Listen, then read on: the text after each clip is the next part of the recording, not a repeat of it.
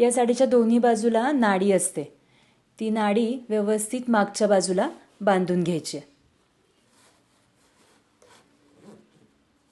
अशा पद्धतीने मागे नाडी बांधून घेतली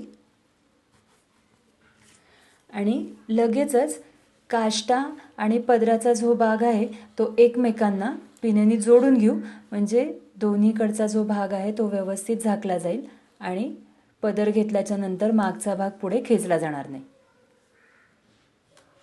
इथं पिन लावून घेतली आहे आणि अशीच एक खालच्या बाजूला पण पिन लावून घेतली.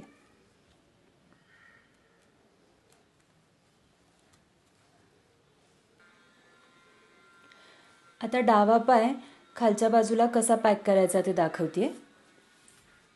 इथे आतल्या बाजूला तिरकं घेऊन फक्त एक पिन लावायचे अशा पद्धतीने, जेणेकरून हा जो डावा पाय आहे तो झाकला जाईल.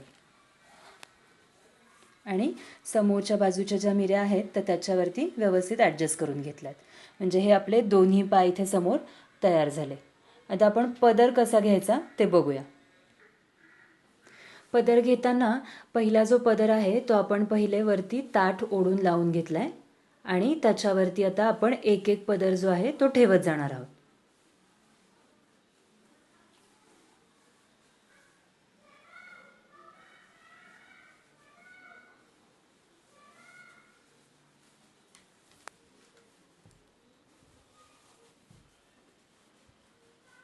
अशा पद्धतीने एक एक पदर त्याच्यावरती ठेवत जायचा आहे. किती छोटा हवा आहे तुम्हाला समोरचा काठ त्या पद्धतीने शेवटचा पदर घ्यायचा आहे.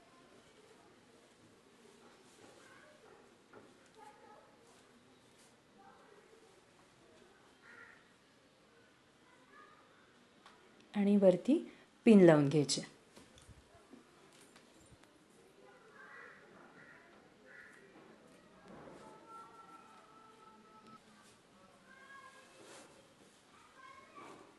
सगळ्या चुण्या व्यवस्थित